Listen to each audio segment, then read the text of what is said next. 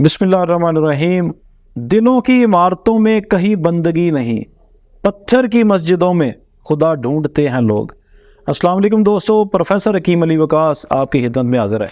आज जड़ी बूटियों में से मैं आपको हल्दी की मुकम्मल तफसीलात बताने जा रहा हूँ। अरबी में इसको असाबिल सफ़र कहते हैं, सिंधी में इसको हेड, फ़ारसी में इसको जद चोब कहा जाता है और अंग्रेज़ी में इसको टर्मरिक कहते हैं। ये एक पहाड़ी निबात की जड़ है जिसकी शाखें तकरीबन 5 से 6 फुट तक लंबी होती हैं और हर शाख के आखिर में फूलों का एक 4 से 5 इंच लंबा एक खूशा लगता है। हल्दी में सल्फ़र का जुज़ पाया जाता है, इसलिए इसको नबाताती गंधक कहा जाता है। इसका मिजाज गर्म और खुश्क तीसरे दर्जे में है। इसका मुसले कागज़ी लीमू का रस है। इसकी मिकदार खुराक 1 ग्राम से लेकर 3 ग्राम तक है। ये इंडिया, पाकिस्तान और बांग्लादेश में काश्त की जाती है।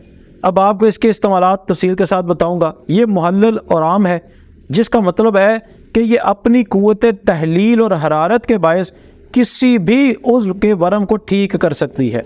इसका इस्तेमाल खून को साफ़ करने के लिए भी किया जाता है।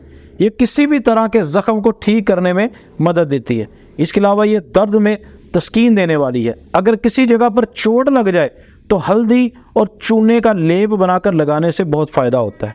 इसके अलावा हमारे सालन की खूबसूरती भी हल्दी के बगैर अधूरी रहती है।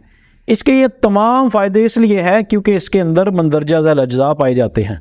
हल्दी में एक किस्म का रोगन पाया जाता है। इसके अलावा राल, रोगन कसीफ, करकमीन नामी जौहर और सल्फ़र पाए जाते हैं।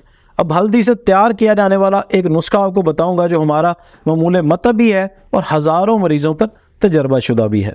हल्दी और दूध का उपटन बनाकर चेहरे पर लगाने से दाग और धब्बे, छाइयाँ बिल्कुल ख़त्म हो जाते हैं और चेहरा ज़ाफ़रान की मानद निखर आता है।